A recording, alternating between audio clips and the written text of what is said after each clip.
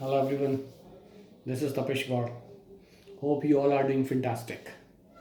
Today I am going to share my views. Without execution, knowledge is useless. Most of us, including me, believes that knowledge is power. And if you want to be successful in your life, you should know more. But one more fact is there: knowledge is power. But without putting knowledge into the action, it is of no use. Let's have an example of the professors and academicians of this world, those who acquire the great amount of knowledge and education, but still they are not millionaire of this world.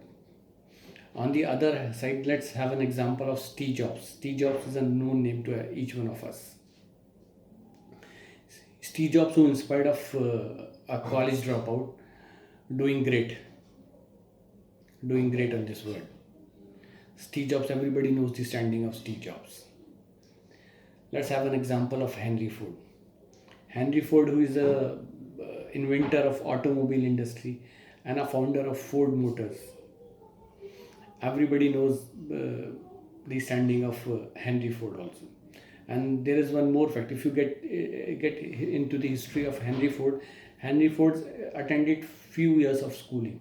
He didn't even go to college life also.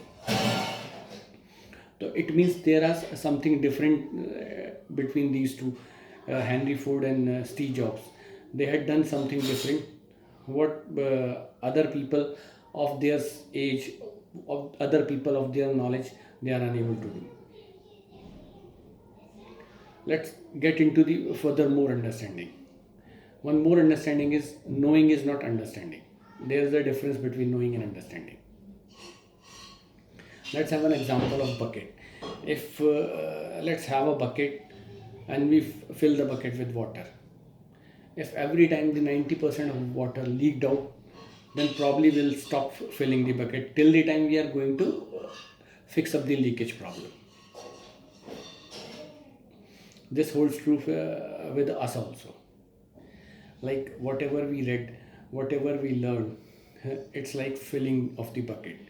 Means 90% of water leaked out.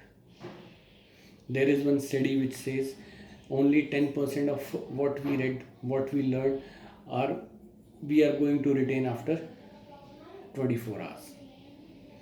So at some point of time it comes to our mind, if it's like wasting of time, if after reading so much, if after learning so much, we are going to retain very little out of it.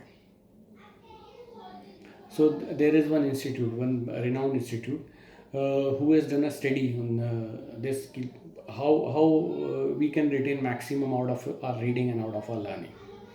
They had shared a few ways. The first way they had shared is start teaching others. Guys, whatever we learn, whatever we read, if we start teaching others, then we are able to retain 90% of our reading and learning.